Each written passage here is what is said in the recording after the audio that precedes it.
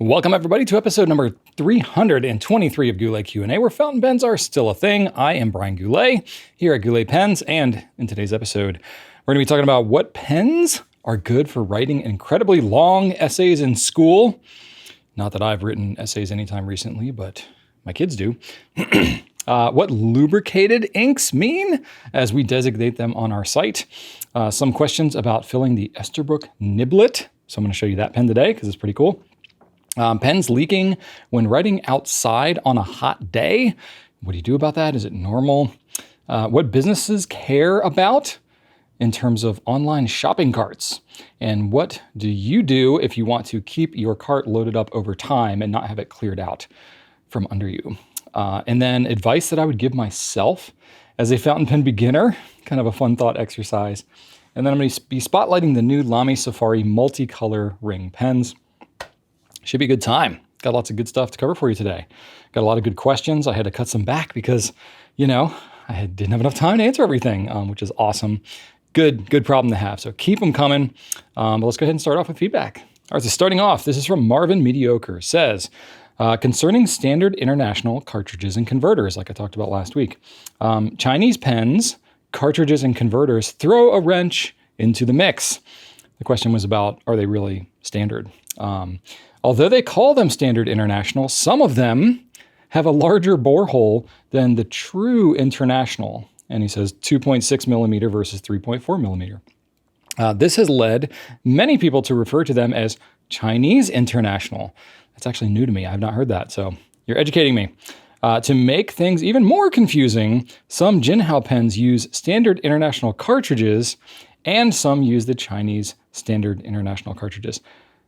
Well, that is very confusing, isn't it? I will say all the Jinhao pens that we've ever carried use just the 2.6 millimeter, the standard international.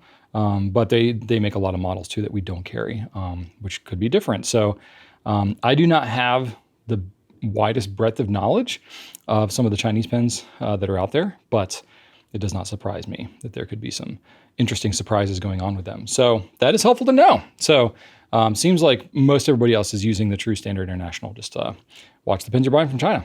All right. Marianne Hummel has the next bit of feedback. Says, I've wondered if using the Pilot Iroshizuku pens, those are the dip pens with like the Pilot, like the metal nib like you would get on a Metropolitan or another pen, Prera. I was like, what other pen uses that? Okay. I wondered if using those, Kakuno, there's another one, Explorer. Okay, now it's all come back to me. I wonder if using one of those dip pens wouldn't be better for your ink showdowns, or at least as part of the comparisons. I love mine. That's a good bit of feedback. I might have to try that. I mean, the thought crossed my mind before, and yeah, it would make more sense because it's like an actual fountain pen nib.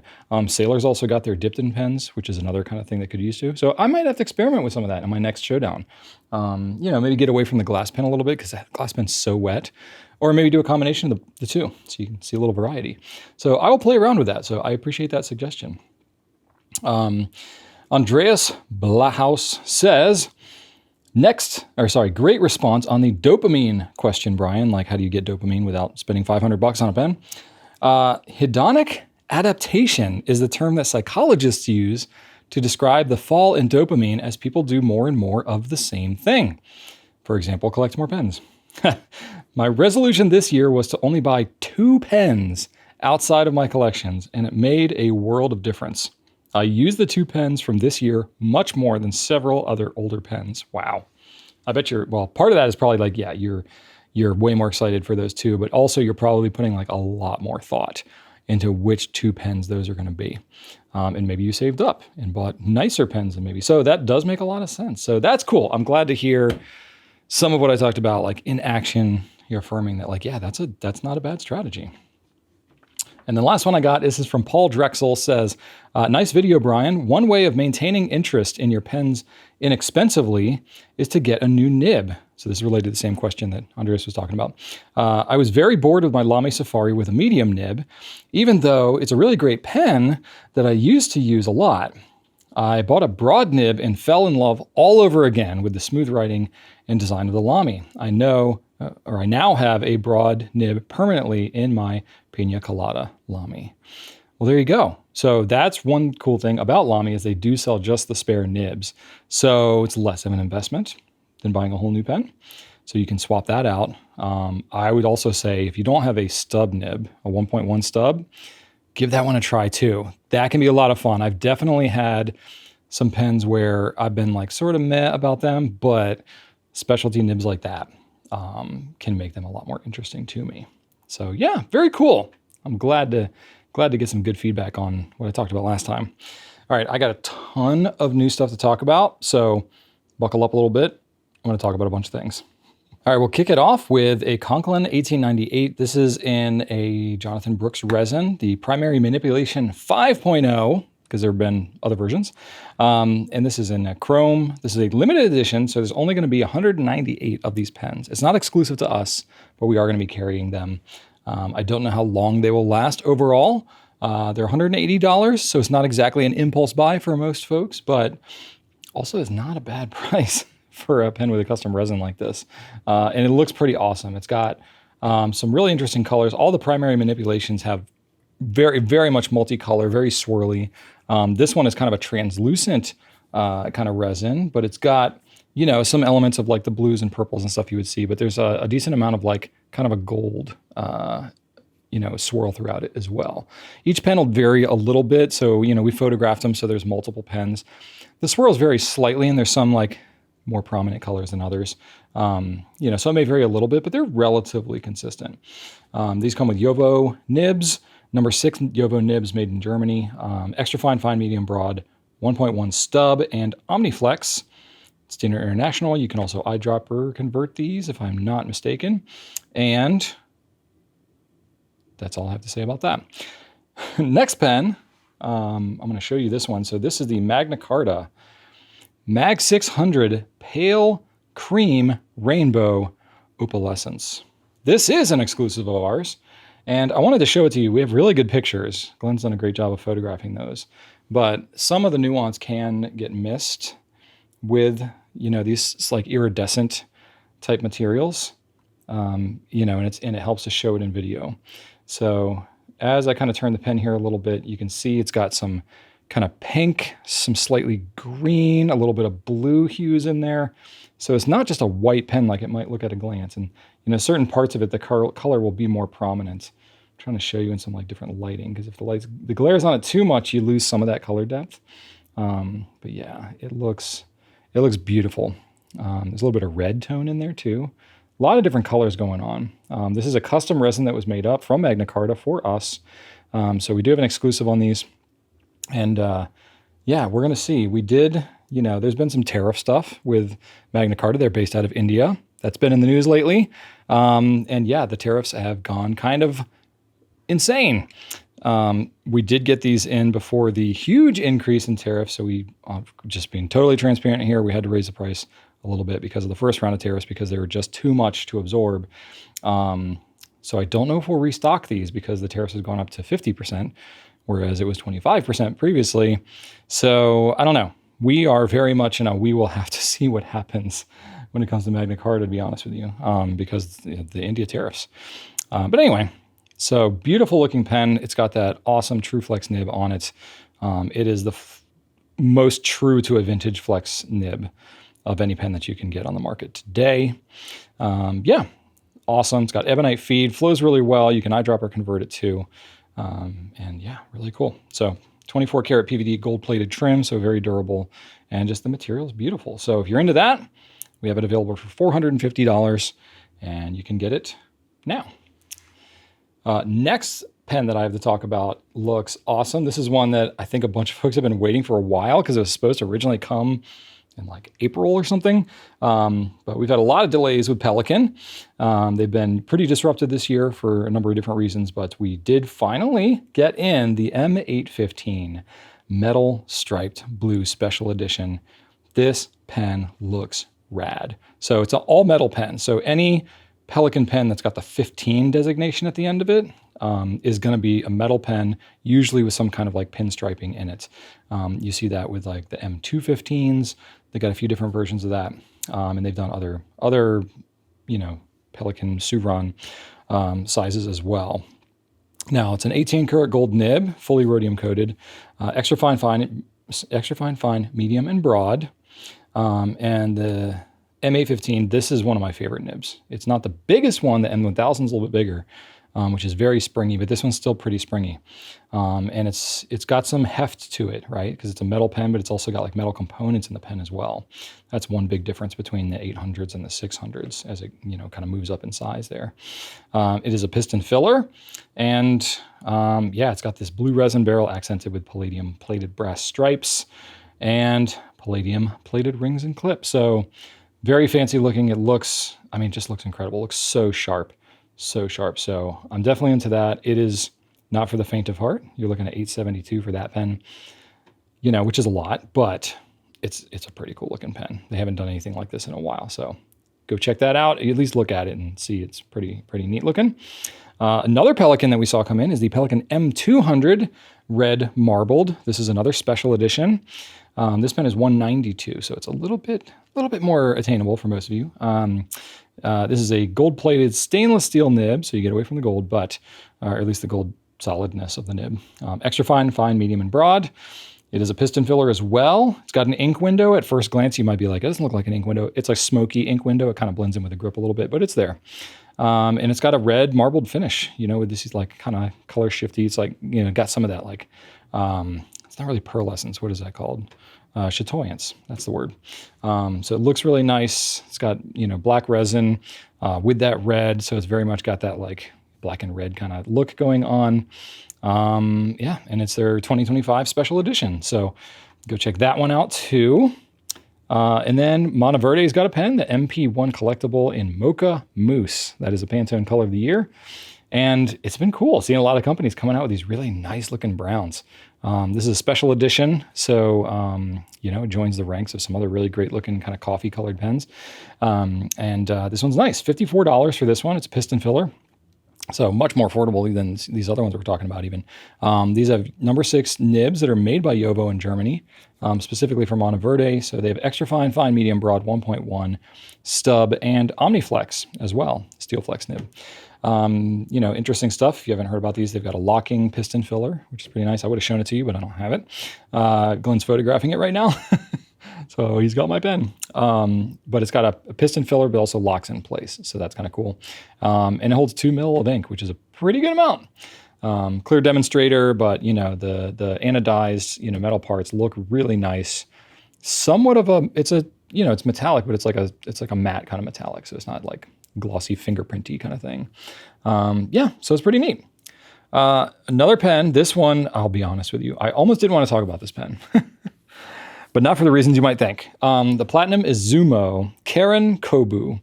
This is a limited edition. They only have 50 of these pens worldwide, and we have one. And the reason I almost didn't want to talk about it is because I wanted to keep it for myself. Mostly the reason being is that it is a wood pen, so it's made out of what they're calling their Precious Wood series. And this pen is made out of Amboina burl, which is my favorite wood on the planet. I made a lot of pens out of this material back in my pen making days a decade and a half ago. And it's still my favorite wood. It just looks incredible.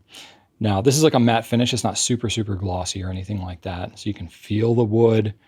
The shape is interesting. The nib, I wish the nib was a little bigger on it, but it's their Izumo series. So it's it's not like a number 6 size nib. It's like a number 5 size. So, that I wish was a little bit bigger, but, honestly, it's a gorgeous pen. So we'll give them a pass on that one.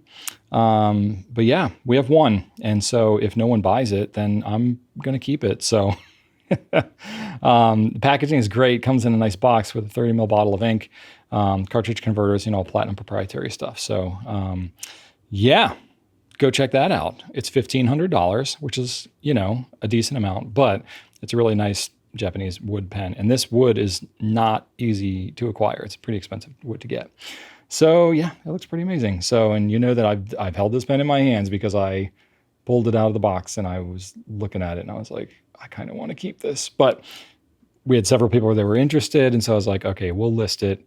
And then, you know, if it's meant to be, then it's meant to be. I'll keep the pen. But, you know, somebody out there is probably going to want this thing because there's so few of them. Okay, next one. I will show you this one. I got the TWSBI 580 ALR Affogato with onyx trim. Really nice looking. This is, you know, again, there's been a bunch of good brown pens that have come out this year. This follows in good suit to that, whatever that means. That's a weird expression. You know, TWSBI Demonstrator, this is their ALR. So it's the one that has, you know, more of the aluminum components. It's got the slightly ridged, like ridged or whatever you want to call it, textured grip. Some people don't love. Rachel can't stand it, but I don't mind it at all. And some people love it. But, you know, black nib, black trim, looks really nice. And this brown is really, really nice looking, I got to say. And I, you know, for comparison here, I have, you know, the two Ecos that they've done in the last, you know, year or so. We have the Cafe with bronze and the Espresso with bronze, just so you can kind of see like what those colors look like kind of next to each other. It's quite a good looking group there, if I do say so myself. But yeah, we have these in extra fine, fine, medium, broad, 1.1 stub available. It's a piston filler, obviously. And yeah, it's a TWSBI 580 LR. You probably are familiar with those, maybe, but if you're not, get familiar with this one. This one's going to be $88.99. They did increase the prices just a little bit, tariffs, of course. But TWSBI's worked really hard to try to not pass on that any more than they need to. So they had some slight increases, but you know, really nothing too bad. Okay, next pen that I have is Platinum Curados. So we, you know, used to carry it years ago. We haven't carried them in a little while, but we brought it back because they came out with some cool new colors, some Iolite, Sphene, and Labradorite. So these are, you know, obviously like gem, you know, stone type, mineral stone type colors. And they're still, you know, plastic. They're still plastic pens, but they look very metallic. So they've got, you know, a coating on them that's got like an iridescent, you know, kind of paint, right? And so they look really nice. If you're into that, if you're into the, you know, click retractable nib. So it's very much like a lighter version of like you would get like a Vanishing Point. It's not an exact copy, but it's the same concept, right? So it's a retractable nib, you know, the nib comes out of the front. You can remove the clip off of it if you absolutely hate it. So yeah, it's pretty interesting. So I think it takes all the platinum, you know, converter and cartridge and stuff like that. Under $100 on this. So cool technology, you know, nice lightweight pen that looks really cool, and it's not super like glossy, so it's got somewhat of a texture to it as well. Not unlike the whatever other pen that I mentioned a minute ago, the Monteverde MP1. Sort of, well, that one's a metal pen, so it's got metal parts. So maybe that's not the best example, but either way, it's got some sort of a matte kind of finish to it that gives it a little bit of a grip. So it's very comfortable to hold. And then last thing I have is not a pen, but a pad of paper. Woo! This is coming from Rhodia. So it's a number 16 size, that A5 size, and it's called the Green Pad. So basically what it is it's a Rhodia pad made of recycled paper. Now, we got it to test it out because we were like, oh boy. Because usually when I'm sampling paper and testing it here, like the first thing I hear is recycled, and I'm like, this thing's going to feather like a champion, you know, because that's usually the sacrifice you make with recycled paper. And I will say this is not as smooth, as glossy as normal Rhodia paper. It's a little bit toothier, but actually works pretty nicely. And I had one ink that I tried on it where it got a tiny little bit of feathering on it, but most inks have actually fared pretty well. And, you know, because of the pad format, I haven't really had any issues with like ghosting or bleed through, but it still holds up pretty well there. They did make the paper a little thicker. So this is 90 gram paper. And so for that, you know, reason, since it's a little thicker, it's 70 sheets instead of their normal 80. But, you know, it's better for the planet. You can feel better about that. It's got a little bit more of a gray tone to it than the pure bright white, which you may or may not love. So I would say if you're a regular Rhodia user, go ahead and at least get one and try it, because I don't think you'll hate it, even if it's not your preference. And, you know, it's kind of interesting. So I appreciate what they're doing. Yeah, alignment, it's the only one we have. They have a lined and a graph version. And graph is just not very popular for us. So we carry the lined version. It's lined with a margin, 7mm ruling. Yeah, but $6.50 for one of those pads. So, throw one in your cart next time and you can give it a try yourself. Whew. Okay, that was a lot of new products. So thanks for hanging in there with me. You can also check out more in our new arrivals page on our site, as well as coming soon. We've had a pretty busy year. We've launched a lot of things. So, you can check out all the new happenings in those two places. And that's it for new stuff. Let's do a quick company update. All right, my main company update for Goulet Pens here is that we are going to be closed this coming Monday, which is going to be September 1st, 2025, and that is because it's Labor Day. So it's a national holiday here in the U.S. We celebrate all of our workers by not working, by giving everybody a break. So yeah, that's kind of cool. So we won't be answering phones or anything like that. We can take orders, but we won't be shipping them out, on that day. Yeah, and then I guess the other update, this is hopefully something that will not impact you all in any way whatsoever. But we've had a big, software internal thing with our warehouse, organization stuff. Super nerdy. I won't get into all that, but, we're doing something called dynamic slotting, which, means that there's not just one location for everything in our warehouse. There's now going to be, different locations that stuff could be, and it's without getting all too much into the weeds of it, it's got some advantages to it. It's got some compromises as well. But, the ins and outs of it should make things more efficient for us in the big scheme of things. But, like any systems change, things get complicated and we have a lot of processes we need to revisit and update and stuff like that. So it should not have any impact on you all whatsoever, ideally. But, we're cutting over on Wednesday, which as you're watching this will have already happened, but I'm recording this on Tuesday. So, we're going to see how the week goes. But ideally by Friday, there will literally be no difference to you all. But yeah, just, it's something that we've been working on actually for quite a while. I don't think I've ever mentioned that. So yeah, we're cutting over this week. Will not impact anything front facing on the website or anything like that. It's purely just an internal thing for us. Okay, and that's it for company updates. Now let's get into the questions. All right, first question. This is from Money Buraman. Help, I am supposed to be attempting this exam where I have 12 papers in 6 days, 3 hours for each. That sounds crazy. So 6 hours a day of exam papers? That's, more power to you. I would never want to do that again. And I have to write extensively for the next 3 to 4 months as well for the preparations. Kindly suggest something which makes writing effortless. Shall I go with the TWSBI ECO or ECO T? And whether a fine or medium nib. Also, what about a 580 and go? I have a LAMY Safari, both fine and medium. I like thin lines, but LAMY fine tires my hand. Okay, I think you're on the right track. TWSBI ECO is a great choice, or ECO T. They're essentially the same in terms of how you're going to be writing with them. It's like the shape of the cap that's slightly different, basically. But either one, you just get whatever color you like. Yeah, so they're great for a couple of different reasons. One is comfort. The LAMYs are, they're great pens, but the grip can feel a little bit small, especially because it's got that indented kind of triangular grip thing going on.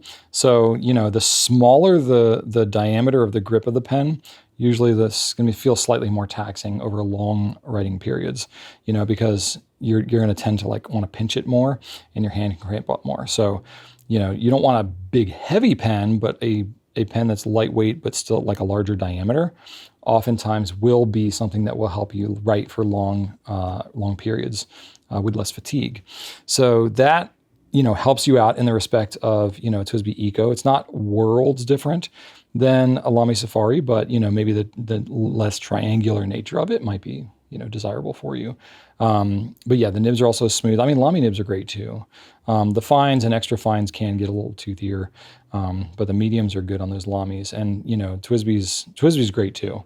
I will say just overall, the broader the nib you go, the less taxing it's going to be while you're writing, especially for super long writing sessions like that.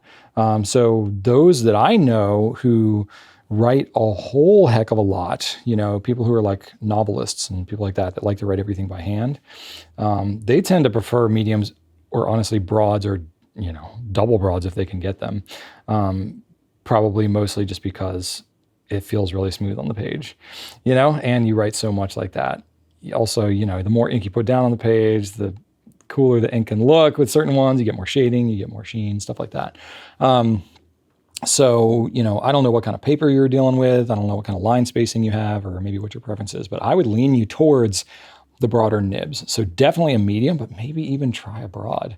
You know, ECO is a pretty affordable pen to try out, and I don't think you would hate, you know, having a broad, but that's purely preference. If you're used to writing with really fine nibs, maybe the broad might be a bridge too far for you, but definitely go on the medium side. And then, you know, you asked about the 580 and the Go. 580 can be great too. I think that's a good, if you want a slightly larger grip than the ECO, the 580 would be a good one to go because the ECO grip is slightly narrower. Ink capacity is going to be similar on both of those. So like, you know, the piston filling, ink capacity, all that's going to be pretty identical.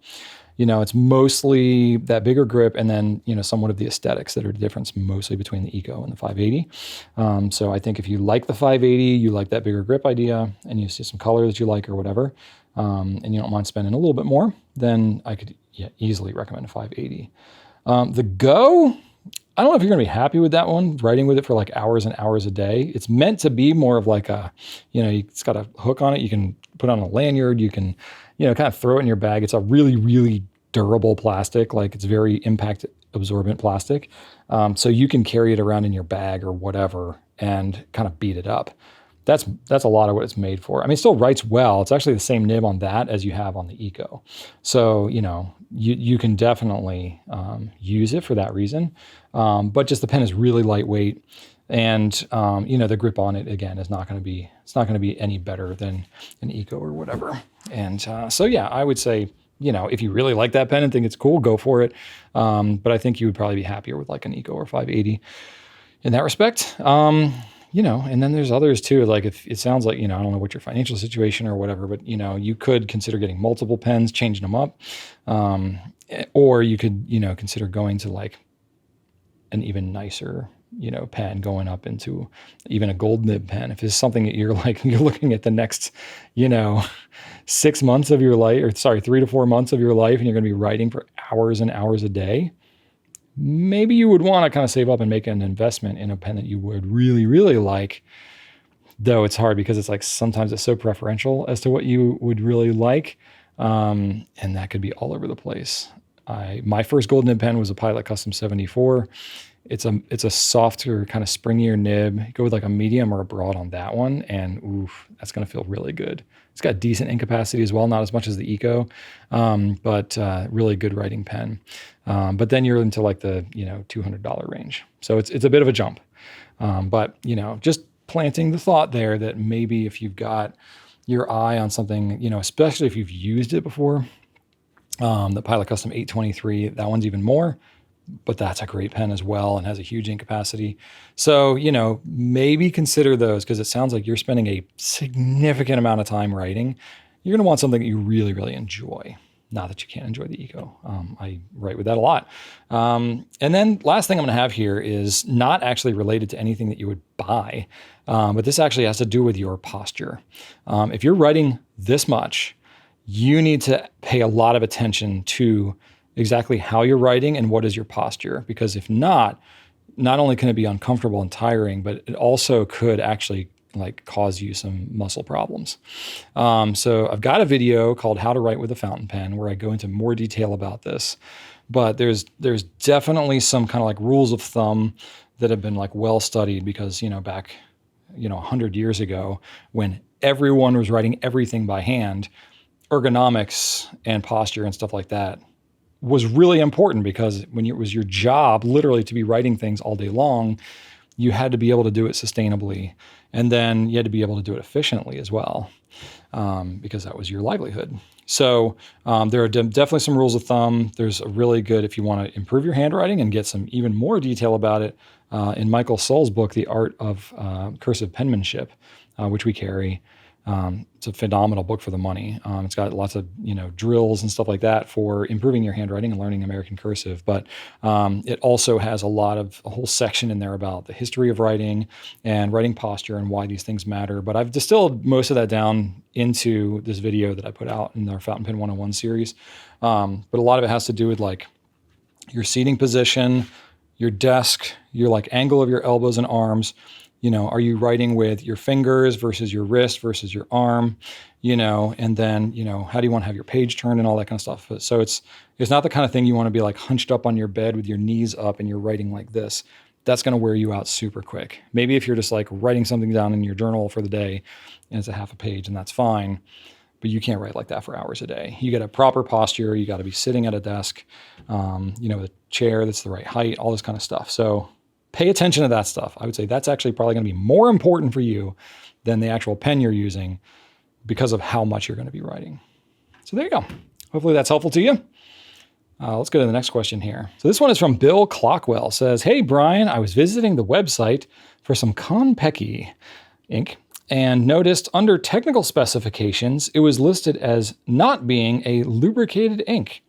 But I've always heard and felt that the Iroshizuku line, especially Kon-Peki, were lubricated. I also noticed that the Noodler's Eel line inks were listed as lubricated, when I've heard people say that those do not count as true lubricated inks, as a lubricant in those is for aiding in maintenance rather than writing. To your knowledge, what is the truth here? I think it's kind of interesting. The people that have pointed that out, they're not wrong, but literally from the time that we've started carrying Noodler's ink, which at this point was 15 years ago, we came up with that designation of lubricated as an ink property on our site, really prompted because of the Noodler's Eel series, because Nathan developed that ink to be used in particularly vintage, but any kind of modern pen too, that's a piston filler that you cannot disassemble and, grease or whatever. So over time, those things can operate, the pistons can operate, a little stiffer. So he created a lubricated ink that's supposed to make it, better for maintaining a piston pen where you can't take it apart and maintain the piston. That's what lubricated has always meant on our site, is that it has nothing to do with how the ink flows or how it writes on the page. It purely has to do with what it does for the pen. Now, I think probably over time, the way that people have talked about it and the properties that they're looking for in terms of how an ink flows, the term lubricated has been getting used. And now it makes it seem like we're not calling it the right thing on our site, when in fact, we've been consistent about that ever since we started carrying fountain pen ink, almost. But some of the meaning has changed a little bit. Now, I will say it would probably be convenient if we were able to speak more to the properties of like the flow of the ink.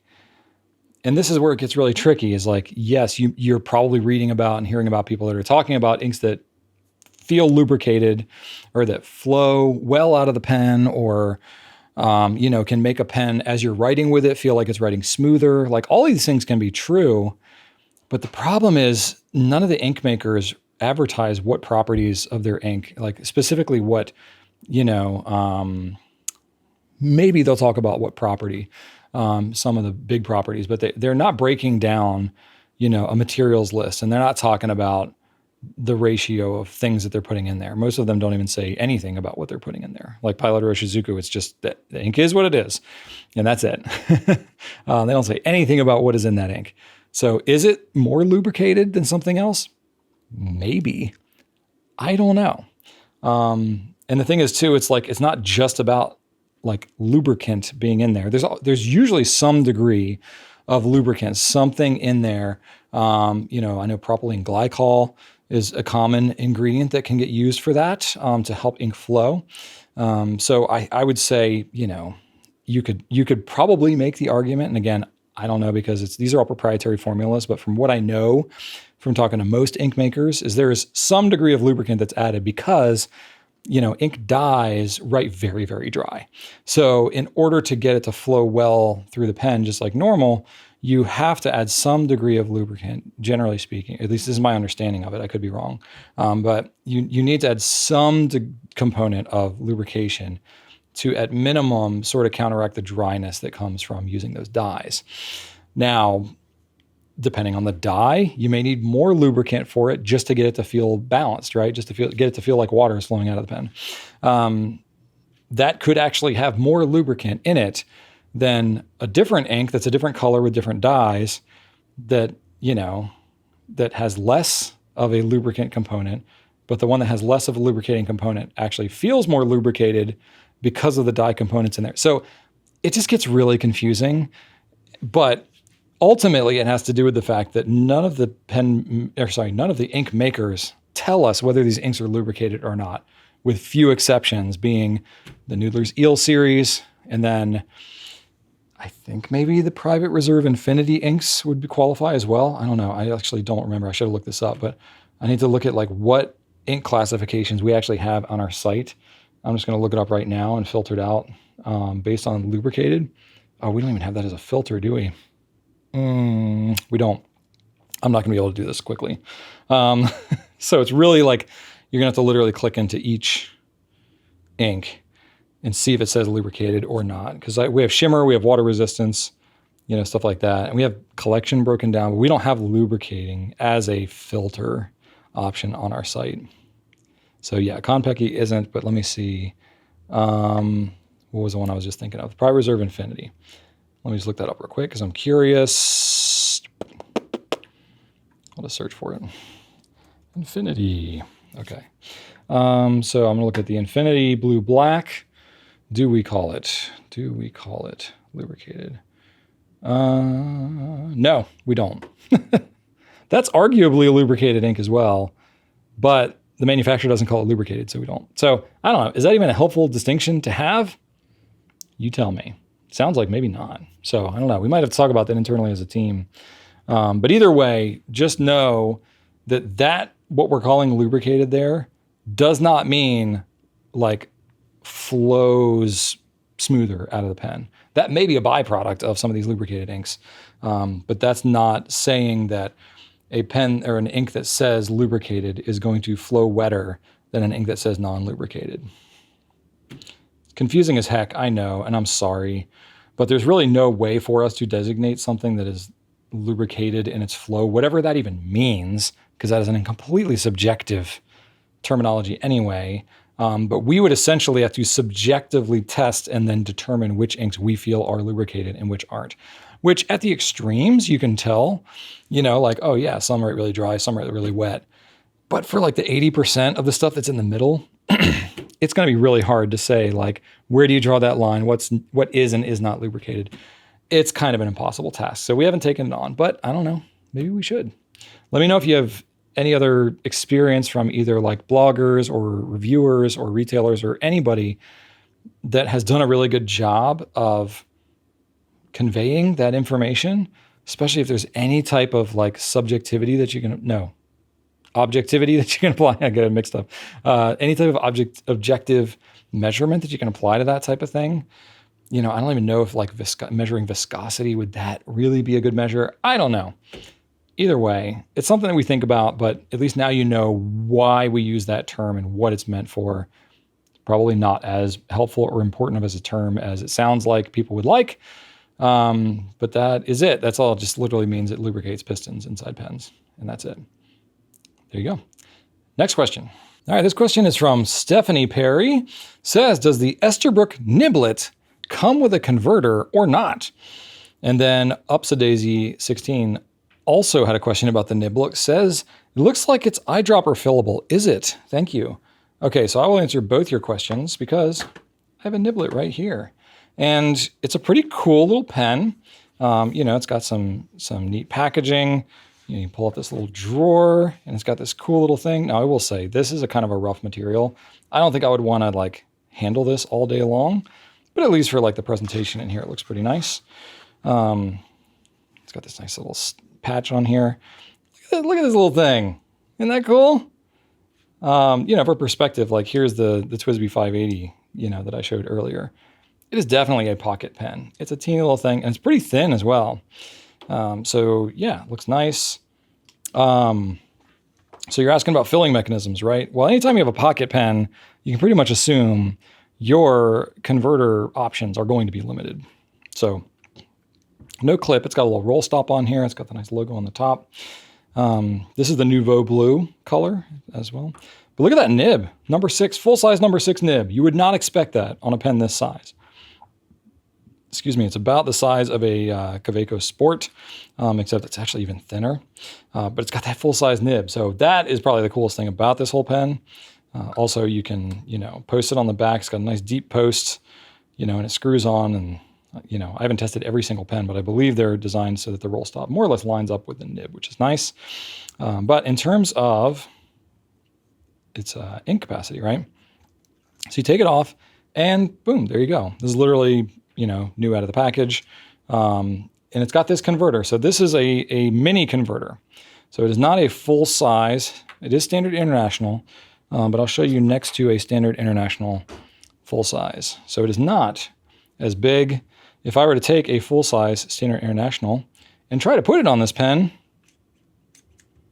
I'm not going to get very far. So that's not really an option. And it's purely because of its size, because of its diameter. It just wasn't an option. So they went with this mini converter. Does not have the same ink capacity as this one, but that's okay. It's a compromise. So yeah, it does come with it. Now, I will say, if you look at the style of converter, what we sell as a spare converter, we call it the Monteverde mini converter because this is offered as a spare converter from Monteverde. It is the exact same type of converter, just doesn't have the Esterbrook logo on it because obviously why would Monteverde sell an Esterbrook logoed converter? I'm trying to find you one. Oh, that's the Kaweco foldable converter. Okay, well, it's probably good that I show you a couple of these things since you asked me about converters. Here we go. I have like all these converters in my Dura. This is the Monteverde mini converter, which, as you can see, looks pretty darn identical. It's probably the same manufacturer. They're making both of these, and they just rebranded it. But that's so if you did need to replace it and get a spare, you could get the Monteverde Mini, and that would fit. The other option that we have is the Kaweco foldable converter. So this is meant for pens that have even less capacity. You can fill, with this converter, and then you literally fold down that the back of the converter there, and it fits in even smaller places, but it's got even more reduced ink capacity, especially from like a full-size standard international. Yeah, there's some compromise there. It's only like 60% maybe of the capacity. But yeah, so it does come with a converter. So that's cool, the mini converter. And then you do have an option if you need to replace one. It also takes standard international short cartridges, not the long ones though. So you could use an ink syringe and refill the cartridges as well. And then you asked about eyedropper filling as well. Technically you could, because there's no holes or gaps or anything like that in the back of the pen. However, you're not going to want to do it because you got metal components inside the pen. And unless it is something like gold, stainless steel, or titanium, you're not going to want to have prolonged ink exposure to metal, because any type of brass, any type of chrome, things like that, they are going to be corrosive. The ink is going to be corrosive. There's a high amount of salt content. There's, some of the inks the pH can get, either, alkaline, or most often they're very acidic. So corrosion can happen with some of these metals. And not only do you have the metal components here, but there's also a metal sleeve kind of inside here. I think to help maybe just like balance out the weight a little bit, or I don't know if it's like for extra stability or something, but either way, there's a little metal sleeve inside of there. So technically, if you greased these up and filled it with ink and then closed it, it would write. Like, it would be fine. It wouldn't leak. But it's the prolonged nature of writing with it that is not going to be good for the pen long term because of those metal components. So the short answer is yes and no. So yes, you can do it. No, I would not recommend that you do it. And that is our little niblet. Isn't that neat? If you want to see more on the niblet, let me know. I didn't make it a pen spotlight, because I saw I already had these questions about it, and I figured I'd show it anyway. I could get more elaborate on it. These are Yovo nibs too as well. Esterbrook uses, so those write really well. But yeah, there you go. That's a little niblet. Fun. Okay, Michael Stein, 2727, says, today I was writing with my Sheaffer 100 coffee edition that I love and had a random leak. I was sitting outside on a work call taking notes with no issue. After about 45 minutes in the sun, the pen started dripping from the nib everywhere. It's inked with Monteverde Scotch Brown. I went back in the AC and cleaned it up, and the issue is unrepeatable. Is ink normally that impacted by heat? Are some inks more sensitive to temperature swings? Yeah, inks, I mean, pen, so it's not about the ink necessarily.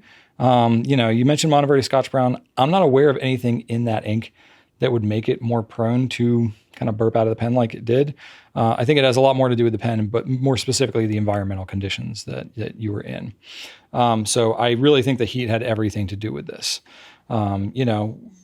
This can definitely happen, especially I don't know what temperature it was, how hot it was. But even when you're in direct sunlight, the object that you're holding, like the pen like this, it will heat up more than just the ambient air temperature when it's in direct sun like that. Especially, this is a metal pen, and it's a dark metal pen. So if it's dark, it's going to absorb more heat instead of reflect it off. And it's metal. So as it heats up, it's going to retain that heat as opposed to like a plastic would. So essentially what you end up having is inside this pen, you end up with sort of an oven inside of here. Now, I don't know if you're using cartridges or a converter. Probably doesn't matter either way. I think it would probably have the similar effect one way or the other. But what ends up happening is when there's a lot of heat that happens and you're writing, specifically when you're writing, you've got the nib down. Any ink that you have in here obviously is going to be towards the bottom. That's what you want. It needs to make contact with the back of the feed, right? That's how kind of pens work. But then you're going to have air at the top. So typically this is more of an issue with some piston fillers, but especially vacuum fillers or eyedropper fillers. The larger the ink reservoir, the more you're going to have an issue with this. It's kind of unusual to have this happen with a cartridge converter pen like this, but it sounds like you were in a pretty specific kind of extreme scenario. Not to mention the fact that you were like holding it with your hand. So your body heat, from your hand for that long is also probably transferring to the pen too. So what happens is you end up with, my guess is probably that your ink level was a little on the low side. And the reason that matters is because when you have a lot of air inside your ink reservoir and the air is at the top, it's not going to come out of the back of the pen. It can only come out of the nib. So you've got ink down here and in your feed and everything. So as this pen heats up, it creates a pressure difference. So the air, did I say air or ink just now? I don't remember, but either way, as the air heats up inside the pen, especially in this metal like easy bake oven that you've got going on here, it's going to increase the air pressure inside that converter. And with increased pressure, it needs to be released somehow, and it's going to come out of the nib. And if there's ink in the way, it's going to push the ink out of the way because it's going to take the path of least resistance and it's just going to flow right out of there. Now, one thing that would help with that is to equalize the thing. You end up with the same thing when you're on an airplane and you're ascending. The pressure is dropping when you're going up in a plane, but the pressure inside here will be higher. So, if you have a pen with a lot of air and the only place for it to go is out of an inked up grip, that's when you can get some burping and stuff on an airplane. It's only when you're ascending though. Descending, you have the opposite effect. So we usually don't have an issue. Same kind of thing happens. This can happen with elevation changes when you're driving in a car. If you're living in the mountains or something like that, you can have that similar effect just by elevation changes there. Or, you end up with this most often when you're like leaving a pen in a hot car. Because boy, if you have it in a hot car in direct sunlight, it's easy for the temperatures to get like 120, 130, 140 degrees Fahrenheit, which is a lot, like 50, 60 degrees Celsius. That gets pretty hot. That can cause some issues in a pen. It's less of an issue if it's like shaded and covered and stuff like that, but still, hot cars are not the best for pens. Anyway, you're in direct sunlight, that heat issue. I believe that's why you had that burping issue. If you used a different ink, would that have made a difference? Maybe, but Probably not significantly. There may be some inks that can like resist that a little better, but I don't know. You might have had that issue anyway. But the way you equalize it on a plane, and the way you can equalize it, if you're dealing with the heat, if you start to see a little bit of burping, you can stop right away. Pick up the pen, put the nib up. So, if you have any air that needs to equalize its pressure, the ink is getting out of the way. Now, if it's all inked up and it's all in the feed and stuff, you might still have an issue. But you can, to a degree, kind of do that. If you hold a nib up and then you sort of blot away, like if you have a napkin or tissue or something handy, you might be able to kind of blot away what might be kind of coming up out of there. Or, you can even take the converter and you can, if you force the converter, down towards the nib, if you have a lot of ink up here in there, it might want to kind of come out. But if you get most of your ink down and you can push it up a little bit slowly enough, you might just get some kind of air bubbles that'll like work its way up through the grip, and then just kind of pop. And if you can do that and you can essentially release all the air out of the converter, then it's going to be pretty loaded up with ink as you do that. But if you back it off just a little bit, it kind of sucks the excess ink out of the grip. And then you can keep writing. And then what you've done is you've taken out that extra air in here and you shouldn't have as much of an issue. I guess probably if you're in a meeting and you're meeting outside, you're not thinking about the status of your converter in your pen. But I guess theoretically, if you can think of it, you could do that. You could expel the excess air out of your pen before you go sit outside in the heat. And then you're a lot less likely to have an issue because there's not any air in there to equalize and to cause that burping issue. So that is how you do that. You can also do that when you're on a plane. You can do that, or you just make sure you fill your pen, keep it more or less filled, and you'll have less of an issue with that. So I believe that's what's going on. Keep the pen filled, keep as little air in the reservoir as possible, and you'll have less of a risk of burping. I think that's about all I have to say about that. Okay, MJ Kossel has the next question. Hey, Brian, I have a question for you. When I shop on your site, I slowly and carefully pick out my purchases over time as if I were curating a museum. However, there have been at least 2 times where I'm just about ready to pull the trigger and I see that my cart items are gone. I've noticed that the cart items on your site last longer than some retail stores, but it still has tripped me up. Why does the cart eventually get deleted? I think I've heard that people will sometimes leave things in online carts on purpose, trying to send a message to the retailer that they're not going to buy from them. But this is not what I'm trying to do. If I'm causing you any trouble with my curation, then I want to change my behavior. But I just don't understand how the business side of online carts work. I appreciate some insider info on this. Thanks. All right, MJ. It's a great question. I've got a decent answer for this. I did have to ask, though, because I am not deep in all the ins and outs of like our carts and wish lists and stuff like that. So I did have to consult my customer care team and Rachel, who manages our site. So I'm very intrigued by what you asked about with people leaving things in their online carts on purpose to send a message to the retailer. If you do that, you're hurting yourself more than you're hurting the retailer. Like that's a total waste of your time, honestly. Because people abandon carts all the time. Like it's just a known thing that happens in all online retail. So chances are, whatever degree you're doing that, it's not making really any kind of an impact. And it definitely, like throughout my day, I'm not looking at people's abandoned carts and getting my feelings hurt about it. It's such a normal thing that happens all the time. Most people abandon their carts. Most people are not fulfilling their orders. When they, I think the statistic that I read is that 70%, on average, 70% of all online shopping carts are abandoned. So yeah, this happens all the time. It's totally normal. And because of like various, privacy and data security things and all that kind of stuff, like we're not big data. We're not like harvesting your data and selling it like a data broker. So I don't even know if I would have a way to track an individual's, thing, unless they're like logged in and they've got it like saved in their account or something, if you're just browsing a random site, or not a random site, if a random person is browsing our site, I don't have a way to click in and see like, oh, here's everything that they've got in their cart and they've left. And they, I don't even know why I would want to do that. But I mean, you could be talking about hundreds or thousands a day of abandoned carts, depending on the site and how much traffic there is and stuff like that. It's just not something that retailers are doing at all. We have so many other things to worry about. So yeah, that's a total waste of time. So if you've ever tried to do that, don't bother. There's other ways you can send messages. Not to mention if you are browsing somebody's site and clicking around a lot and engaging on it, you're actually helping their metrics. You're helping their SEO. So whatever degree you think you're hurting them by abandoning cart, you're actually doing more to help them by spending time on their site. So if you are truly wanting to not support a retailer, just don't support them. Just don't give them any thought, any time. That's the best thing, is just to not give them any attention whatsoever. Because attention is the metric that everybody's looking for these days online.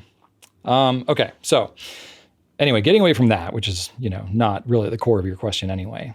So when you add anything to your cart, so, if you're not like logged in trying to specifically build something, but if you're just like, whatever, you're just casually browsing, you're on our site, anything you add to your cart and then you navigate away from the site without purchasing it, that's what's known as an abandoned cart. So that's the metric that's used in the e-commerce space. I've explained that a little bit, 70% or whatever.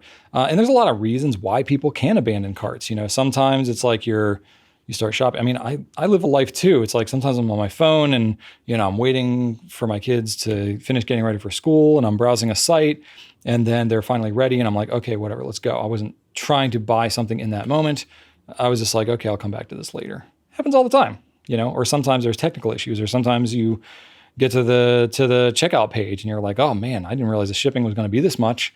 Forget that, or some other thing or fees or taxes or whatever. And you're like, oh, forget this. It happens all the time. So, there's a lot of reasons for that. So, on the business side of things as a retailer, I'm never looking at like an individual. I don't even know if the technical capability is there, partly because I've never pursued it. Maybe it's possible. I don't know, but we don't go in and check people's individual carts to see if they're abandoned. It's just not a thing. So, we'll maybe look at it in the aggregate. So we might look at like our total abandoned cart rate, but even that, again, that's going to vary by retailer. It's going to vary by industry. We sell discretionary products that tend to be in a little higher price range. We're probably going to have more abandoned carts than, somebody else who's, selling more of a commodity thing that people need all the time. So some of that really varies by industry. So you can't necessarily look at like what the average is going to be. That's the thing. And then also because we sell like things that are like more collectible, I think it's very common for people to do kind of like what you're doing is they'll come back to the site over and over again and kind of build up a cart, and then make a purchase when they're ready or whatever. So not unusual. So I do get where you're coming from with that. But again, it's not something that we're not specifically doing anything to you to make that harder on you, or we're also not doing anything that's like we're feeling bad about or anything. So you don't need to change your behavior at all for our sake. The whole thing is like, if we're an online retail store, we should cater to you. Like we should make your life as easy as possible because that's our job as a retailer, is to serve you. So don't worry about anything that you're doing being a pain for us. If it really becomes that much of a pain, it won't just be you, it'll be a bunch of people, and then we'll see it some other in like an aggregated means, and then we'll address that issue. Now there are some retailers, we have tried this and done this a little bit before, but we didn't really like it. But it's a common thing in e-commerce to have what's called abandoned cart retention. So, if you're shopping on a site and you are shopping and you abandon your cart, sometimes if you come back, there will be like a discount that's prompted to you or some other incentive that's like, hey, you abandoned a cart. It might be coming up through a pop-up on the site while you're there. It could come as an email. If you're an email subscriber, they might send an abandoned cart email that says, hey, you forgot all this stuff. If you want to buy it, here it is. Or they might add on some kind of discount or whatever. Or, if you're signed up for text notifications, that could also be a thing. That's a little more on like the sale kind of thing. We don't do a lot of that, but that is a common thing that's done in e-commerce. So that is a thing that you could see is if you go on a site, you abandon a cart, you might get a notification there if you're already logged in and have like a means of being communicated to. Otherwise, it could just be a pop-up, and then you're still kind of anonymized, but it's just a pop-up because you're there and they're, it's in your cart. And again, we don't do a lot of that because to me, it feels kind of annoying and invasive. We haven't gotten great responses from that before. And all the ways that it's usually like third-party apps and plugins and stuff like that you do for that service, which has a cost to it, and it can get pretty expensive. So you got to kind of weigh it out all together, and we just haven't leaned heavy into that. Let's see here. What else did I want to cover on that? Okay. There's a lot of technical things that can influence how long that something is going to stay in your cart, because you mentioned you've had a couple of times where it's like you were ready to buy and then it wasn't there anymore. So there's a lot of technical things that can influence that. And it's not always so cut and dry as to what the actual cause is. There's not like one setting that we put that says, we want their cart to be, X number of days and then it's gone. Our site's hosted on Shopify. Whoever has got their site hosted anywhere else, there's a good chance if it's a managed site like Shopify, it's not like we have a lot of custom components that we've added onto our site, but the core architecture is Shopify. There's a lot of advantages to building a site that way. If you notice, most of the pen retailers are on Shopify. Shopify has its own logic and architecture and structure to it that has most of those factors in place. So to my knowledge, there's not like a firm number of days or anything like that. Rachel thought maybe like in the 10 to 14 day range could be something. But I don't know. A lot of it's going to depend on things like your browser version. Certainly a more like privacy type browser, it's not going to hold on to that stuff. It has to do with like your privacy settings that you have within your browser or on your computer, your cookies, your cache settings. These are all things that are like marking that it's you, so when you go back and revisit the same site, the site knows that it's you that looked at that last time and will keep your cart for you if you're not logged into an account on their site. Without those like cookies and cache settings, it's like you're a fresh set of eyes coming onto the site every time, and it's not going to retain anything. So some of those cookie settings could have something to do with it, depending on your browser and depending on your computer. You might have it be where it clears out your cookies every 7 days, and it could actually be your own settings that are doing that, and not anything to do with our site or whatever.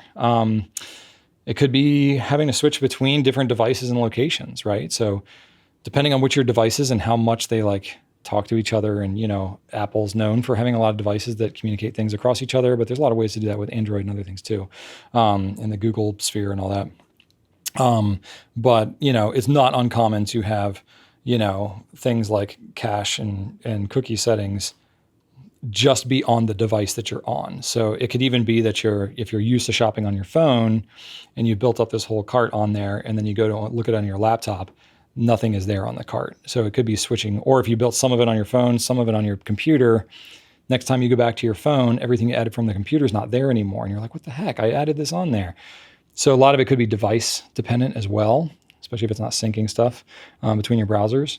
And then computer or browser updates as well.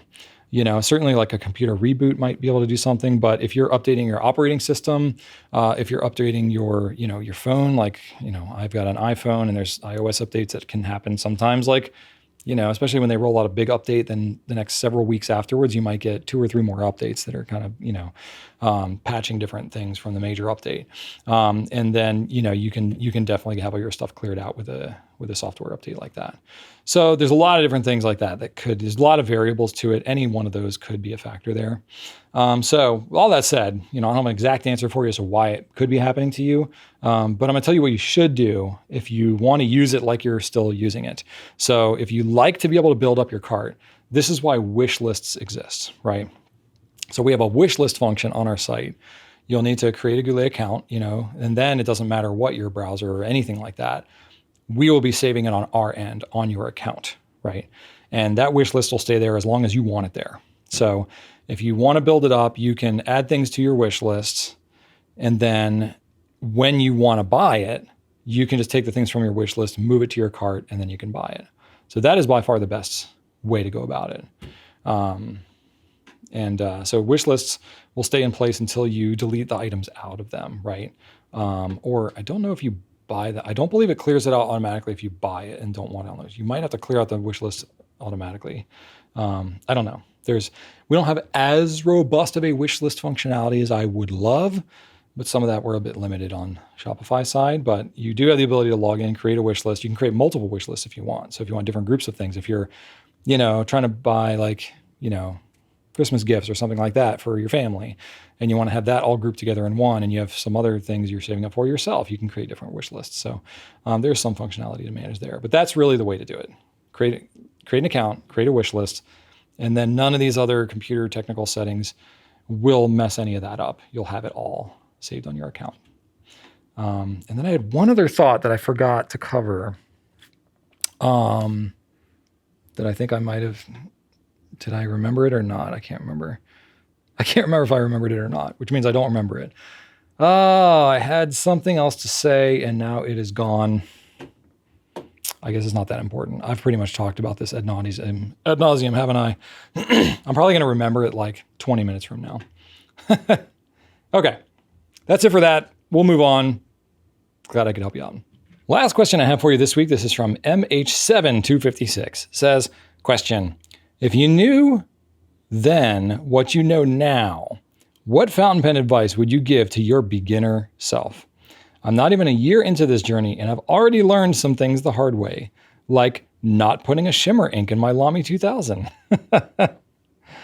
Oh, man. Yeah, piston filling pens in general, if you want to put a shimmering ink into it, it's best just kind of commit to having shimmer in there because it's going to be tough to clean out, especially in a demonstrator. Anyway. This is interesting. This is tough. It's kind of been a while since I've been a noob in this whole thing. But I got a few key thoughts that came up. It's not going to be an exhaustive list, but I did give it some thought and I would say, okay, what would I say to myself? Some of this will be very specific to me personally, but some of it's like in general, like, yeah, this is what I would say to any new pen person and still would hold up. Some of it is things I've learned from the hard way of not knowing it, but there are some things that like I did right in the beginning and it was 100% the right thing to do, and it's only been reinforced over time. So I would tell myself some of these things like, yes, what you're doing there is perfect. Keep going. So again, not an exhaustive list, but I got like maybe 10 things that I can think of. First thing, get a bulb syringe, get silicone grease, and ink syringes right away. Just as soon as you get fountain pens, get those because you're going to use those a lot. And me, I'm a tinkerer, so there's nothing more aggravating than like wanting to be able to tinker or adjust or do something on my pen and not having the one like specific tool that I need to be able to do it.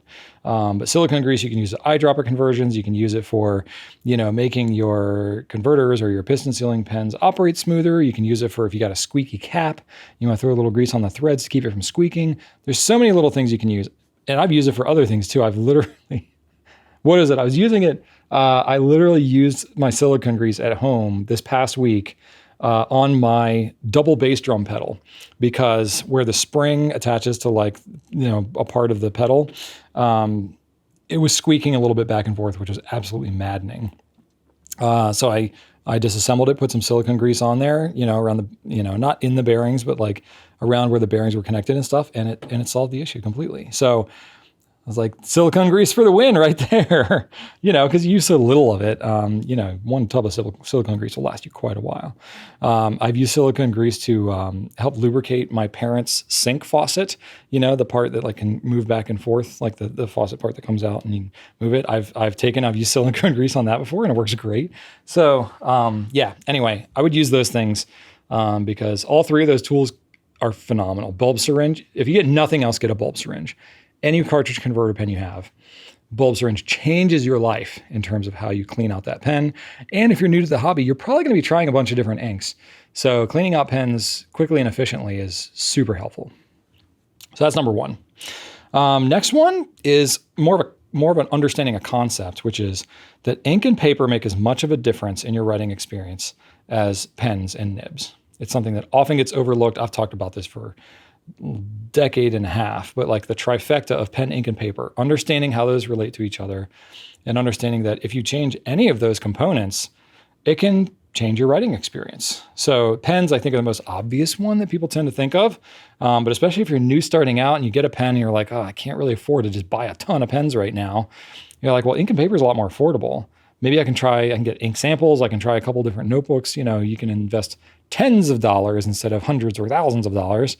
And you can kind of tweak your experience and get some experience with different things, but also maybe get a slightly more adjusted and enjoyable writing experience to you. And then sometimes if you're like, this ink, I just don't really like it. I wish it was darker, but you're using it in a really fine nib. If you take that same ink and you use it in a pen with a broader nib, all of a sudden you're like, whoa, I like this color way better because it's in a broad nib, or you have a pen and you're like, this writes kind of dry, but then you use an ink that, feels more lubricated, right? An ink that feels like it flows wetter. And then you use it in that pen. You're like, oh my gosh, this totally saves this pen. I hated this pen, but with the right ink, it's awesome. So changing those different combinations up not only can save you some money, but also can really make a difference in how things feel when they write. My other advice to me would be like high shimmer and high sheen inks are definitely fun, but don't get into those deeply until you know how to clean your pens well. Because the inks that have more interesting properties are always going to be higher maintenance. So, you need to have more discipline in terms of not leaving them in your pens to dry out. You want to change them and clean them more often. But basically once you have to really know your pens. I mean, this is kind of what you alluded to, right? About the shimmer ink in a LAMY 2000. It's like knowing what it's like, okay, maybe not that, get some more experience with cleaning your different pens and stuff like that. And then you'd be like more aware of like, I don't think I want to deal with that. In fact, though, the LAMY 2000, I don't know. I've got some videos on disassembling a LAMY 2000. It's actually not that bad to clean out because you can unscrew the grip off that thing. Don't lose the little ring because that happens. And then you can't put your cap back on your pen. But keep all your components in there, but you can remove the feed and the nib out of there, scrub it with a toothbrush. It's actually, in my opinion, one of the easier pens to be able to clean out with shimmer. But anyway, I don't want to digress too much.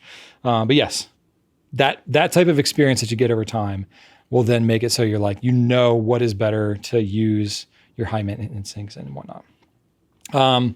Okay, next one I had is that samples can be your best friend. Early on, I would get so many bottles of ink. Literally samples didn't exist really when we started. There was like maybe one retailer out there that offered some samples, but they were in like 1 ml glass bottles. They were not really usable. And it was just like here and there. It was not really a stable thing. We started doing it. I think it would we'd been selling fountain pen stuff for like maybe a month and a half. 2 months or something like that. And it was like, we got to do samples. This is ridiculous. Mostly because I was wanting to try a bunch of different things. And I was like, I can't just get a whole bottle of ink just to like dip the pen in and try it out. Like that's crazy, and anything I wanted to try, I'd have to buy a whole bottle. And I was like, this is not going to work for a serial hobbyist like me who wants to try everything. So we started developing samples and here we are still today doing a ton of samples and y'all love them and buy them and it works out great, So yeah, I would definitely say like, don't get hung up on bottles. If you have already used a sample and you love that ink, go ahead and get the bottle, or if it's like a limited edition kind of a thing and you like the packaging or you like the style or whatever, sure, go ahead and get the bottle, but just get samples of a ton of different stuff and try it out. That's part of the great thing about fountain pens is because it can look so different in different pens. And, there's so many different properties that, we try to convey, but you can't fully convey, or even if we did convey it, it's all about how it feels to you with your hand, with your writing position on your paper. Nothing beats being able to try the ink for yourself. So samples, lean heavy into samples. Let's see here. So my other one is that ink can look a lot different in real life than on a screen. Excuse me. And there's something to be said for inks that are really popular or well regarded. So lean towards trying those samples first. It's interesting for me to think about this because when I started out in fountain pens, it was a very different landscape, especially in the online pen world, than it is now. Thank goodness, because things have progressed quite a bit. I won't take full credit for that, but we definitely were like on the leading edge of trying to make it a lot better to buy things online. A lot of other retailers have adopted those same things.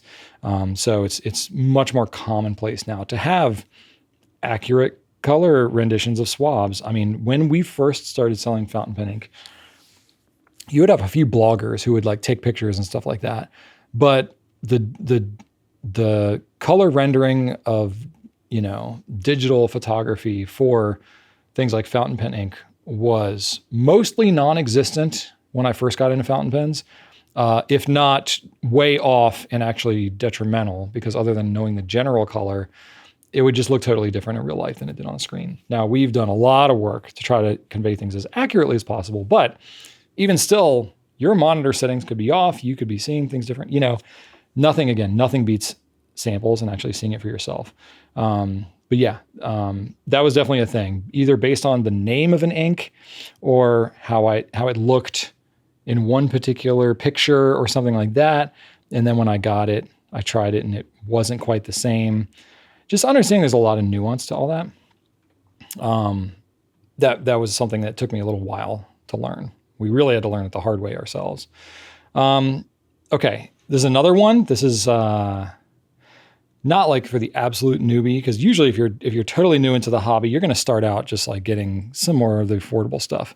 But it's like once you're in for a few months, and you start to see a lot of the same really nice pens that are talked about and revered, and you're like, oh man, I really want to get this expensive pen. And you've had a really good progression in your fountain pen experience so far. And you think like, oh my gosh, it's like exponentially going to keep growing and I'm going to enjoy pens more and more. And the more money I spend on a pen, the more I'm going to enjoy it. While that is true, there's something called the law of diminishing returns. So when you're brand new to fountain pens, it's going to be such a leap up from every other writing experience because it is the most superior form of a writing instrument. And that's not an opinion, that's just fact. I'm sorry. So, deal with that. But then when you start to get into fountain pens, you don't know that much. Sort of like if you start getting into like wine tasting and things like that, you can taste, the broad, major differences, but you don't get the subtle notes yet, right? Same thing with fountain pens and ink and the way the nib feels and the way the paper feels, all that kind of stuff. You're going to understand and appreciate that more as time goes on. So you're going to very quickly get to experience a lot of new things right up front. But then you're going to settle into your own preferences and you're going to find that like some things just don't work for you as much. And not necessarily everything always coordinates or correlates with how much things cost. You can have a pen that costs a lot because it's a rare material or it's a limited edition or it's got some artistic component or it's a licensed theme to the pen, whatever it might be. It's a brand thing.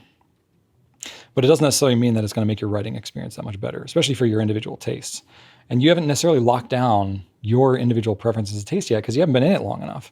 So the chance of you taking a big swing, spending a lot of money on a pen, and having it not meet your expectations is really high in that like 6 month to a year phase in getting into fountain pens. I think it's probably common in all hobbies like that. I've definitely had that same thing happen with whatever other hobbies I might be into, woodworking stuff. I've had it with like Rubik's Cube puzzle solving. I've had it where like really rare, really complicated, expensive puzzles, and I get them, I try them out, and I'm like, oh, this turns like garbage, but it's just a complicated mechanism, so it costs a lot. And I'm like, I don't actually enjoy doing this puzzle at all, So that's a learning curve, and your experience in fountain pens will get richer, certainly over time. But it's going to get more nuanced. You're going to probably settle into specific things that you like with your fountain pens. And it just takes time to kind of learn that with different experiences. But it's not going to be like every new thing that you get is going to be like mind-blowing like it is in the beginning. So that's okay. Like that is natural, and that's going to happen. But the level of depth and,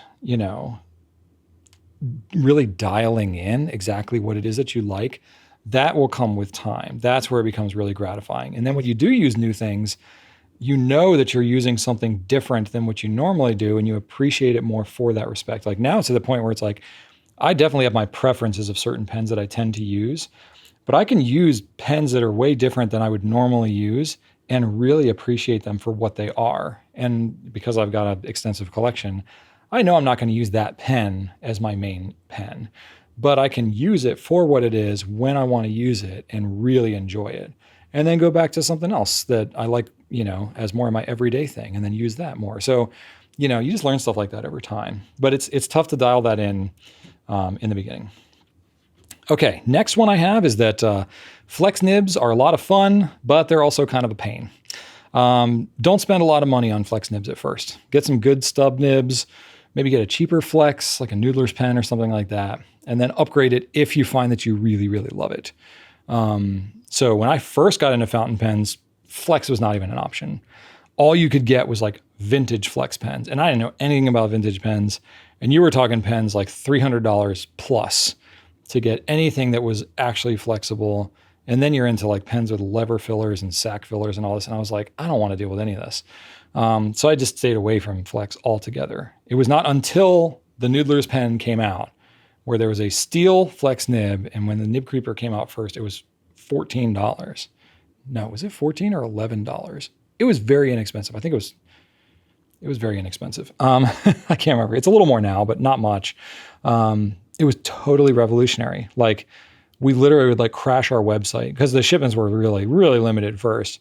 It would crash our website. We didn't have a great website at the time either, but it would crash our website when we get a batch of Noodler's Flex Nib pens in because everyone wanted to try Flex, but did not want to get these like $300, vintage Flex pens. So that was great. Got a ton of flex nibs in people's hands. I still to this day don't think that people fully appreciate what Nathan specifically has done for the flex nib world. There's now more flex nibs. Yovo's got a steel flex nib. So it's much more known and prolific. Monteverde, Conklin, they've got their OmniFlex. So there's way more options for it now than there used to be. But Noodler's was really one that spearheaded. If you like Noodler's or not, you got to give credit where credit's due. That was because of the Noodler's Nib Creeper pen that kicked all that off. This was 15 years ago. And it's really been game changing. So, it's been awesome, but even still, I don't write with a flex nib pen as a daily writer. I do it when I specifically want to get the flex nib style. But it's just, I prefer, I've got a slightly heavier, hand weight, like a writing pressure. That's what it's called. So it's slightly heavier for me. I'm a big guy, I just write a little heavier, and, I like broader, smoother nibs. So like a flex nib to me you got to think a lot more. You got to be very intentional with the way you write. It can look awesome, but you got to write slower. There's a lot that you have to change about how you write to really get the most out of a flex pen. And it is just not for everybody. Now, I believe anybody can write with it and really enjoy it. But it's not like you're just going to, look at what you see on Instagram and be like, oh, I can just write beautiful, like Spencerian script, copperplate, with my flex pen. It's possible. But what all a flex pen is going to do is reveal to you how much work that you're going to need to put in yourself to be able to actually use that tool. It's not the tool. I mean, yeah, you need the tool to be able to do the thing, but it's like, just because you give somebody a really nice camera doesn't mean they're going to be able to take amazing pictures. Yeah, they might be able to take better pictures than a crappy camera, but if they don't understand the principles of photography and framing and lighting and all that kind of stuff, then they're not going to be able to utilize that good equipment. It's the same thing with flex nibs, So, try it out, understand the principles, practice with it with the less expensive stuff. And then when you want to get more into it, I mean, Magna Carta is a great example of like a pen that really steps it up a lot. Then you can spend $450 on a pen that has, or $350 for some of the other ones that we have. And you can get a really, really nice flex nib that feels way better than Noodler's one. But when the ink's on the page, they're not going to look worlds different. So, try it out there and have realistic expectations with flex. That would be my advice to myself. I got 3 more. Okay, I'll try to move it along. Don't invest in pens with gold nibs in your first year or two unless you've had a chance to try them to see if you even notice the difference. So that was my own experience. I mean, I did not actually own my own. I mean, I guess we'd started selling pens. So I it was interesting because like we started carrying pens available for sale before I like honestly could even afford to actually keep one for myself, because we had a mortgage, a baby, and this fledgling business we were getting off the ground after I'd been trying to make pens for 3 years and never been able to pay myself anything. So I didn't have money for like a lot of gold nib pens or anything. It was everything I could just to like get some inks and, the newest notebook or whatever. And I rarely get a new pen, right? So I actually had the benefit of getting to try out some different pens before I committed to actually having them, like for myself in my own collection. I would test pens for people, or whatever, or, do out their Nibnook writing sample thing. Though at that time, honestly, it was a couple of years in before we did the Nibnook. So it wasn't even actually, as I'm thinking about it, I'm like visually putting myself back in like the bedroom where I shot our oldest videos, where you can see laundry piled up in the background. And my head's all shades because I couldn't afford to get haircuts. That's why I buzzed my head for many years in the early days. It was literally just to save money. So yeah, that's where I'm kind of placing myself. Yeah, I just had very little experience. So it was probably a good year and a half, almost 2 years. Yeah, it was almost 2 years. No, probably more than 2 years before I actually owned my own gold nib fountain pen. It was a custom 74 was the first one. And then I think the LAMY 2000 was next. And then I took a big swing and got a Pelikan M800, and it was a 1.5 millimeter stub nib. It had some baby's bottom. It kind of skipped, and it was a great pen, but it needed some nib stuff.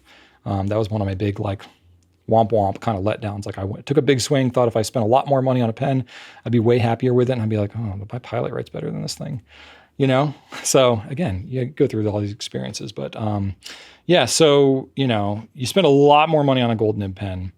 Wait until you have more experience. Wait until you just for sure you really are going to like that pen.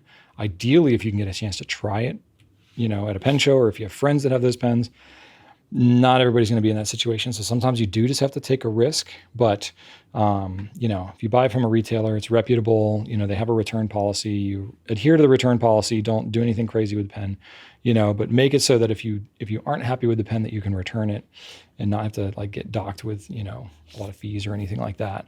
But get a good foundation with steel nib pens first is my advice, which is what I did. And I'm glad I did it that way. Okay.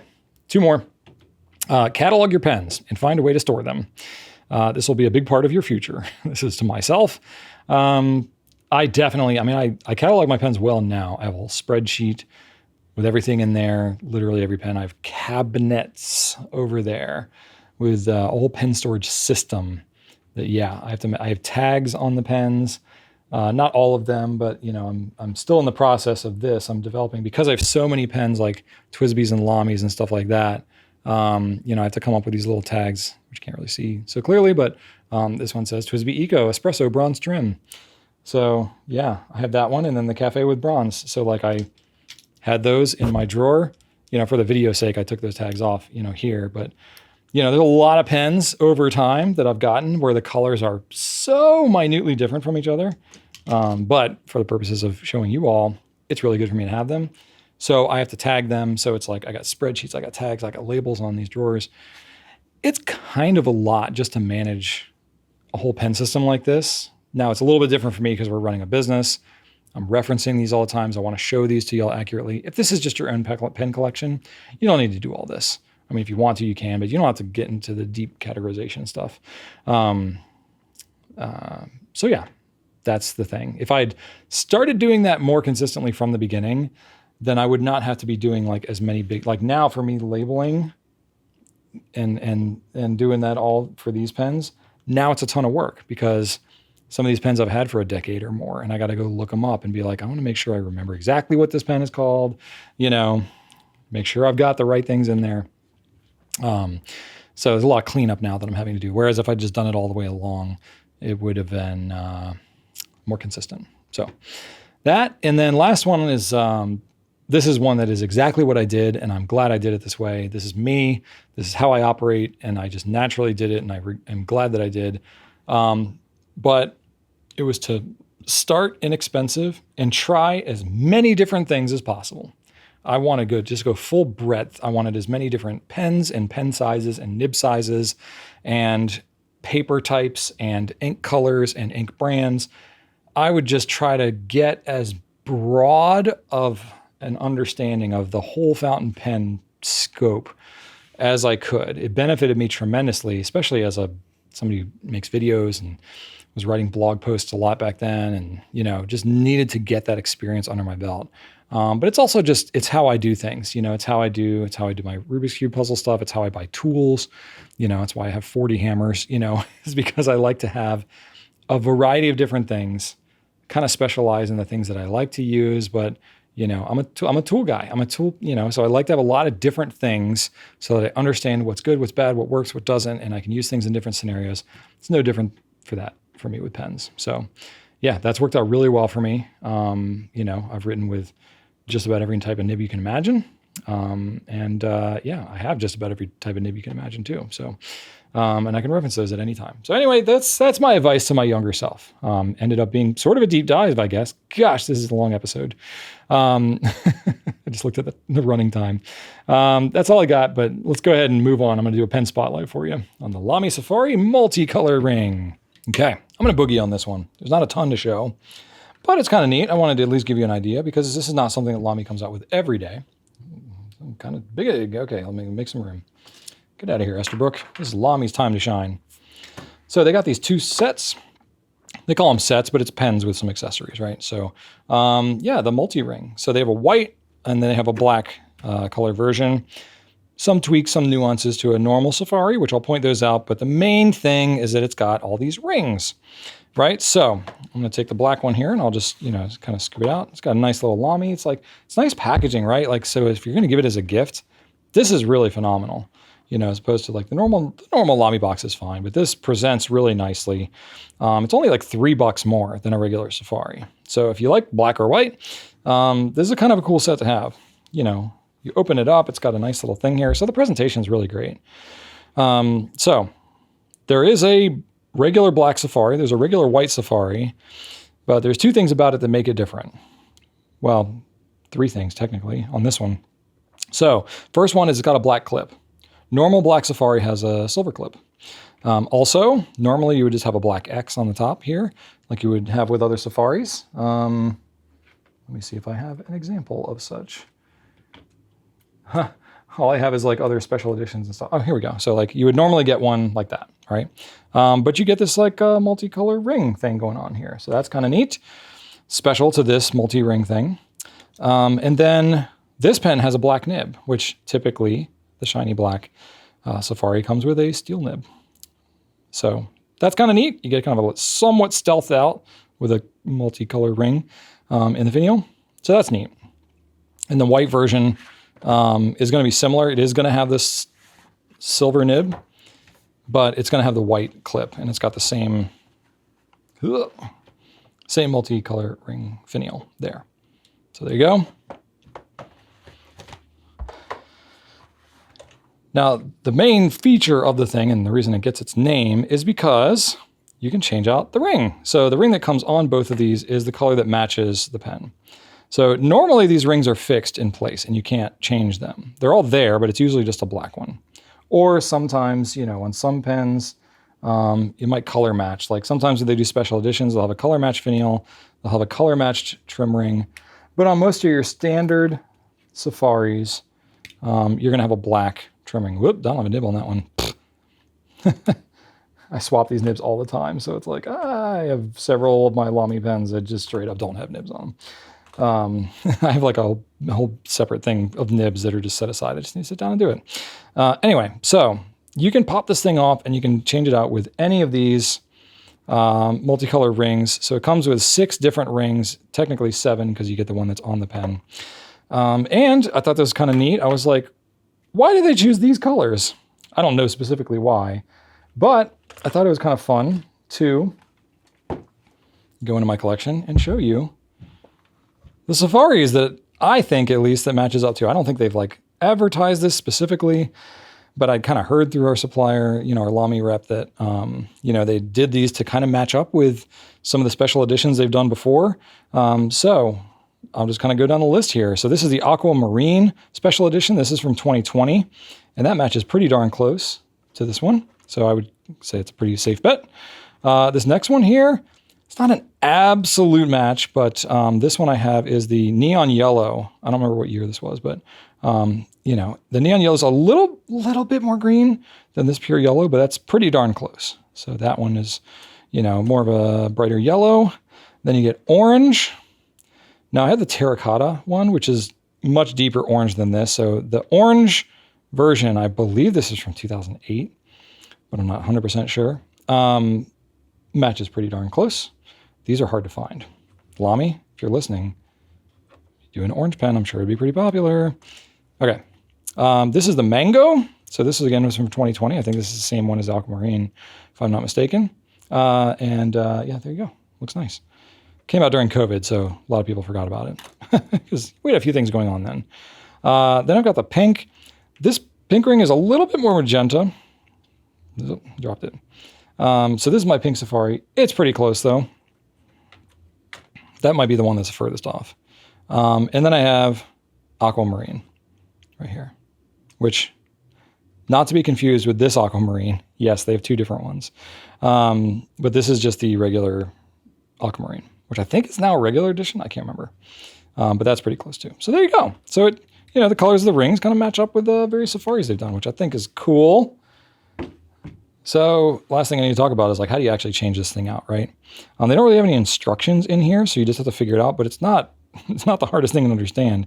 You just gotta take your fingernail and like pop it off there. So, you know, it's a slightly different grip than your normal safari because normally that would be fixed.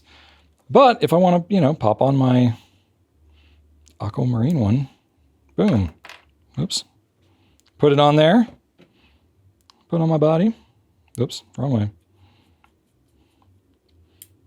There. Now I've got a cool little trim ring. So that's about it. And then if I want to change it, I just pop it off, change out the next one. You know, let's go with the orange. Neat. So it kind of snaps on there. Oh, this one's fighting me a little more. There we go. Snap. Neat. There you go. So for Halloween, you could change that out, you know, get a little black and orange. So it just makes it kind of fun and interesting. You know, you can personalize it a little bit. You know, are they going to expand these beyond to other colors? I have no idea. This whole concept is kind of new. I'm sure a lot of that will depend on how well these ones do. If people are clamoring to get other multi-rings, maybe they'll expand the color range. But, you know, I feel like black and white's pretty neutral. So it's a pretty safe bet. You would assume that if they were going to come out with anything, they would come out with more neutral colors. That way the rings themselves would pop a little bit more. But yeah, that is the multicolor ring. Again, it's like not quite $33 to get one of these. Doesn't come with a converter. Doesn't come with an ink cartridge either. Well, it comes with the ink cartridge that comes in the pen, sorry. It doesn't come with a converter, but that's normal for safaris. $6, you can add on a converter and then you're good to go for under $40. That is a safari multi-ring. Let's move on to Brian's adventures. All right, so I got a few adventures. It's been pretty busy. We've had our kids at their first week of school last week, which has largely worked pretty well. Had a little schedule changes we had to do some classes and conflicts and stuff like that. Normal stuff. But yeah, my kids are 8th and 10th grade now, which is like pretty legit, full into the school thing. So there's homework, there's projects. Excuse me. It's getting real, but they're having a good time. My kids really enjoy school. They're, you know, they get enough of their social interaction. They're generally introverted, but they get their social interaction. It was starting to get towards the end of the summer where they were like, yeah, I'm kind of bored. I kind of miss my friends. But yeah. Let's see here. We needed to clean our patio furniture that we have here at the office. So I grabbed that before the weekend. And I was like, you know what? My house is kind of disgusting. I haven't power washed it yet. And just where we live, pretty much every year you have to power wash your house, at least on the north side, because mold just grows on it and it looks disgusting. So that's what I did. I did that this weekend. Couldn't get either of my kids really excited to help me out this go around, but it kind of worked out better that way because I didn't even have like the time over the weekend to get it all done in one shot because we got stuff going on with the kids and I had my drum lesson and all this kind of stuff. So it was like, I was only able to give it like hour and a half spurts at a time. So I did clean the furniture and then I got most of my house done. I still have to do part of it, but yeah, I did that. And, part of the fun of that was like, there's this huge wasp nest that I don't know why this is. Not that the nest was really that big, unless there's more of it like behind the siding that I can't really see. But there were probably like 30 or 40 of these, like the brown wasp, like just a straight up normal looking wasp. They're like kind of annoying. They fly around and they're like spooky, but like I don't think I've ever actually been stung by one of those, and they're just everywhere. But there were like 30, 40 of them kind of in a clump around their nest. And I was just like, it's like kind of horrifying looking. And I was like, well, I need a power wash anyway. So I grabbed my can of, wasp, deterrent. I'll call it that. Deters them from life. And I addressed them. I don't get satisfaction out of it, but it's like, I've been stung by flying insects enough in my life where I don't have a lot of sympathy for them per se. And they were going to get destroyed anyway by me washing the house. So I didn't feel like them flying around stinging me as I was trying to wash the house. So we dealt with that. Yeah. And then the other thing is we got, we were like cleaning the house and I, mowed, and I just did all this random stuff that's like not that exciting to talk about. But we have had this bird. It's a goldfinch, and it's a cute little bird, but this thing is like possessed or something. We call it the menace. And it for like the better part of a month now, maybe even longer, this thing is just like flying around. It's only on the back side of our house, but it flies around and it will like, peck at our windows. It's not flying into the window, but it'll like perch on we got like a shepherd's hook with some plants and stuff. It'll like perch on top of the shepherd's hook and just like stare into there and then like peck the glass a little bit, and I'm mostly at the office all day long, but Rachel, when she works from home, she'll be like, this thing pecks for like 6 hours a day randomly. And it moves to like different windows and stuff like that. It just pecks and it'll grab onto the screens, because we've got, most houses, have windows have screens. So it'll like grab onto the screen and just be like hanging there in the middle of the window and then like be pecking the glass. And we're just like, what is wrong with this bird? And it like will not go away. And it's like, okay, maybe it's a bird feeder or something like that. So we like change out the bird feed and all this kind of stuff. And he goes in there and he eats the bird feed. The kids were all excited about doing that. And I was like, you're just giving it more strength, right? Like he's not going to go away. He's just going to have more energy to keep pecking at our stuff. So I don't know what's wrong with this bird. It's just one solo bird. That's it. We're like, maybe he's got like something mentally wrong with him, because we're thinking like maybe he's seeing his reflection, thinking it's another bird. But literally, even when we have the windows open, he'll grab onto the screen itself where there is no reflection, and he'll still be doing his thing, pecking at the screen. And we're just like, I don't know what to do with this bird. So it's still out there. It's still out there today. Out there just wreaking havoc on our family. No, it's okay. He's like, our kids have like unofficially adopted him as a pet. Ellie was like, oh, we should keep him as a pet. Like put him in a cage. Like he would just be mad trying to get out of the cage all day long. Like, no, that's not how it works. You don't just capture wild birds. Anyway, so we call him the Menace, and he's cute. And I'll try to show a picture of him if I can get it, but that's what's up in the Goulet household right now. So I'll go ahead and wrap this up. Well, thank you for watching. Leave me some feedback. Let me know how I'm doing. Continue to ask me questions, and I'll shoot hopefully shorter Q&As than this. Wow, I really went long. But anyway, check out gouletpens.com. Check out our Instagram, TikTok, YouTube, all those things. And I got a fun fact for you today. So, as we were talking about, online shopping carts, it actually recalled a time when I did research the origin of the physical shopping cart before. And I was like, let me pull that back out. I may have shared this as a fun fact in Q&A like 7 years ago or something. I don't remember. But if you haven't heard it before, I'll share it again. The modern physical shopping cart got its origin from Sylvan Goldman in 1937. He was the owner of the Humpty Dumpty grocery chain. And what he noticed is that people would stop shopping as soon as their arms were full, which makes sense. And it wasn't uncommon then because most people didn't have cars. So you would go to your grocery store, you would get whatever you could fit in your arms, and because you would have to carry it home anyway. So you'd leave. And so he was like, man, if I could get people to carry more stuff, they would probably buy more things. True entrepreneur, right?